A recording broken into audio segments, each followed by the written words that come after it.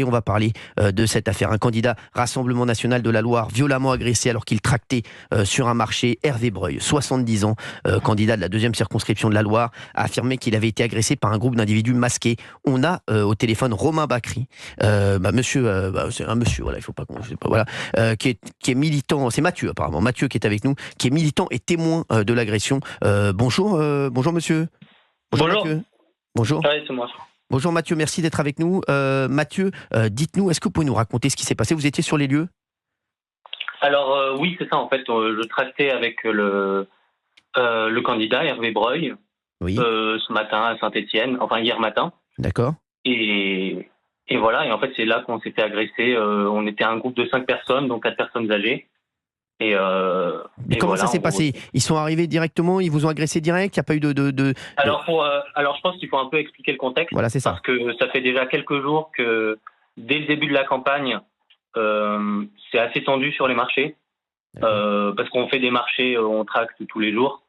Et en fait, à chaque fois, il y a des militants du Front Populaire et des Antifas qui sont là. Ils ont absolument le droit de tracter, évidemment, mais il y a une ambiance très tendue. Donc, par exemple, quand vous savez, il y a quelqu'un qui vous tourne autour et qui vous dit on se retrouvera quand il n'y aura pas de caméra, ça crée une ambiance plutôt tendue. Bien sûr, oui. Donc, ça a duré pendant quelques jours. Hier matin, on est arrivé sur le marché. Il y avait personne, on était les seuls. On a commencé à tracter tranquillement. Tout se passait bien. Et c'est vers le début qu'on a commencé à avoir des... comment on appelle ça? Des personnes qu'on avait reconnues des marchés précédents, des militants de divers groupes d'extrême gauche. Je ne pourrais pas vous dire lesquels exactement, mais on les a reconnus. Et pas longtemps après qu'on les voit, on voit débarquer un groupe, c'est ça, de militants LFI, accompagné notamment d'une des personnes qui nous a agressés après coup. Donc voilà, ils arrivent vers 10h30. Pendant 1 heure, on fait le tractage comme on peut. Parce qu'il faut dire qu'on a quand même une vieille militante qui s'est fait asperger d'eau par l'un d'eux. D'accord. Enfin, par quelqu'un de masqué, qui arrivait de nulle part techniquement, mais bon. Voilà. Et en fait, c'est vers 11h30 quand on s'est dit, vous savez quoi, bon, on a fait notre travail, on va partir. On a vu à l'autre bout de la rue des 5 personnes, toutes masquées, habillées de noir. Certaines qu'on reconnaissait de marchés précédents, qui traînaient clairement avec les différents groupes d'extrême gauche du coin, qui en gros se mettent à courir vers nous, nous bousculent notre candidat notamment, nous bousculent, nous insultent, nous menacent, font énormément de bruit au point où en fait tous les clients du marché se mettent à appeler la police. D'accord. Il y avait même 2 petites filles de 10 et 12 ans qui ont filmé la scène. Et voilà, en gros, et en fait, ils nous poussent. Il y en a même un qui nous a sorti des légumes pourris de son sac pour nous les jeter dessus. Et en fait, à partir du moment où ils ont entendu que les gens appelaient la police, ils sont partis en courant. Hervé Breuil, il est porteur d'un pacemaker.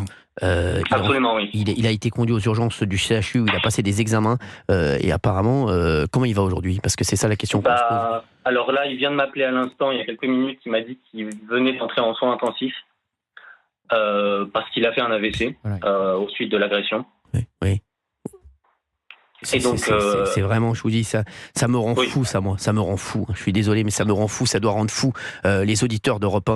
Gilles Vernet, je vous vois hocher la tête, arrêtez.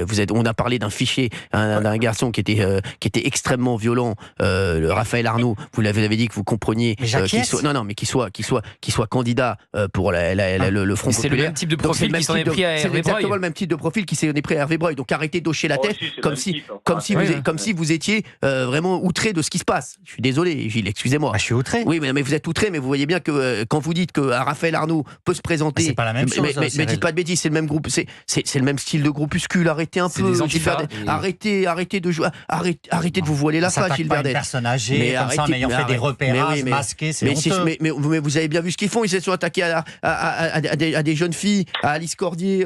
Qu'est-ce que vous racontez? C'est exactement pareil. Donc arrêtez d'hocher la tête alors que vous cautionnez ça. Arrêtez, s'il vous plaît. Pour moi, c'est pas la même chose. Vous cautionnez. Qu'est-ce que vous en pensez, Mathieu?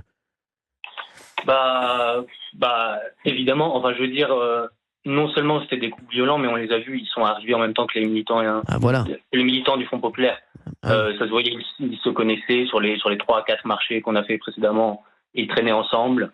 Donc je ne sais pas si eux-mêmes sont militants du Front Populaire, je peux pas m'avancer à dire ça, mais clairement ils se connaissent. Ils se connaissent, et ça je pense que c'est... je pense qu'ils se connaissent, c'est sûr. Et je pense que c'est surtout...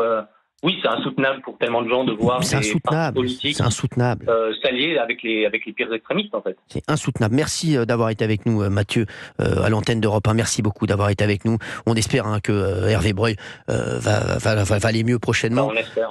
Merci en tout cas d'avoir été avec nous sur Europe 1. Il veut juste dire qu'il est confiant, il espère pouvoir reprendre la campagne pour le deuxième tour, mais c'est vrai qu'il a été gravement touché et que c'est très grave. Merci beaucoup, Mathieu, de nous avoir donné des nouvelles sur Europe 1.